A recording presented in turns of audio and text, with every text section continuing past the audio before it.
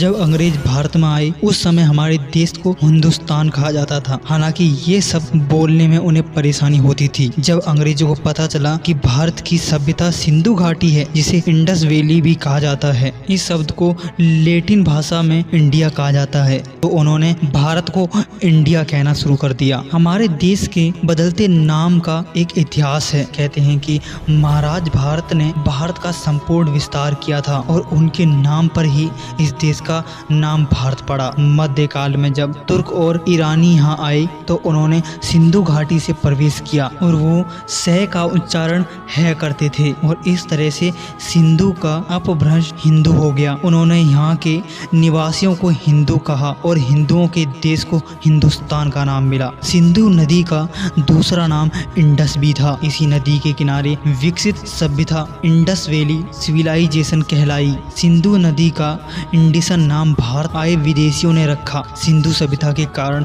भारत का पुराना नाम सिंधु भी था, जिसे यूनानी में इंडो या इंडस भी कहा जाता था। जब ये शब्द लैटिन भाषा में पहुंचा तो बदलकर इंडिया हो गया। जब अंग्रेज भारत में आए उस समय हमारे देश को हिंदुस्तान कहा जाता था। हालांकि ये शब्द बोलने में उन्हें परेशानी होती थी। जब अंग्रेजों को पता चला कि भारत की सभ्यता सिंधु घाटी है, जिसे इंडस वैली भी कहा जाता है, इस शब्द को लैटिन भाषा में इंडिया कहा जाता है, तो उन्होंने भारत को इंडिया कहना शुरू कर दिया। अंग्रेजों के शासन काल में इंडिया नाम काफी प्रसिद्ध हुआ और हमारा देश दुनिया में इस नाम से जाना जाने लगा। 14 से 15 अगस्त 1947 की आधी रात को जब भारत अपने भाग्य से मुलाकात कर रहा था, तो वो घड़ी हिंदुस्तान के लिए सदियों से संघर्ष और तपस्या का पुण्य फल भी थी। सदियों के बाद मिली आजादी के बाद नया भारत कैसे चलेगा, इसके क्या कायदे कानून होंगे, इसे लेकर एक संविधान भी बनाया जा रहा था। संविधान सभा में देश के नाम पर सवाल उठा कि दुनिया के सबसे बड़े लोकतंत्र बनने की दिशा में बड़ा ये देश अपना नाम